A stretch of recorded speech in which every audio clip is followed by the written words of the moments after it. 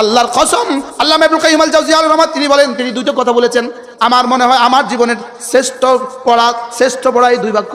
তিনি বলেন, ফরজ নামাজের মধ্যে তোমার একটা মিনিটের দাম কত? ফরজ নামাজের একটা সেকেন্ডের দাম কত?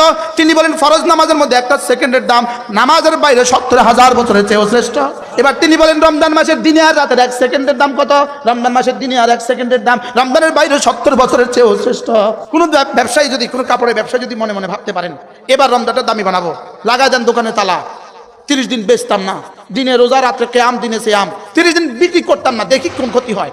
রমজান দামি হয় কি দিয়া? আল্লাহু আকবার কবিরা। নামাজ দামি হয় কি দিয়া?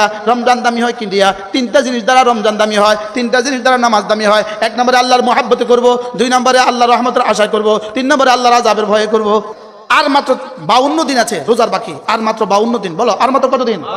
আচ্ছা 52 দিন পরে আপনার ছেলে আসবে ইটালি থেকে, 10 বছর পরে ইটালি থেকে ছেলে আসবে, আর মাত্র 52 দিন আছে। বলুন তো দেখি এই 52 দিন আপনার উচ্ছ্বাস কেমন?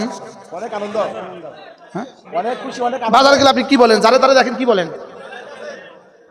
দোয়া করেন আমার ছেলে আইতেছে, বলেন না? বলেন না? বলেন দোয়া করবেন আমার ছেলে আসতেছে, দোয়া করবেন ছেলে আসতে বিয়ে করাবো।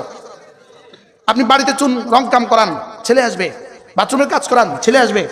করান না? করান না? বলেন তো 52 দিন পরে। আচ্ছা যেমন ধরেন আপনার স্বর্ণের ব্যবসা আছে, হঠাৎ করেই বিশ্বব্যাংক এলান করলো আগামী 52 দিন পরে স্বর্ণের প্রতিটা ভরির দাম হবে 70 গুণ বেশি। আচ্ছা আপনার কাছে এই 70 দিন, এই 52 দিন কেমন লাগবে? বুঝতেছেন না কথা? আপনি এই 52 দিন কি দোয়া করবেন বলেন? বিবিরে কি বলবেন? বিবি দোয়া করো, বিবি দোয়া করো। আর 52 দিন, আর 52 দিন আছে। আর 52 দিন আছে, 1 70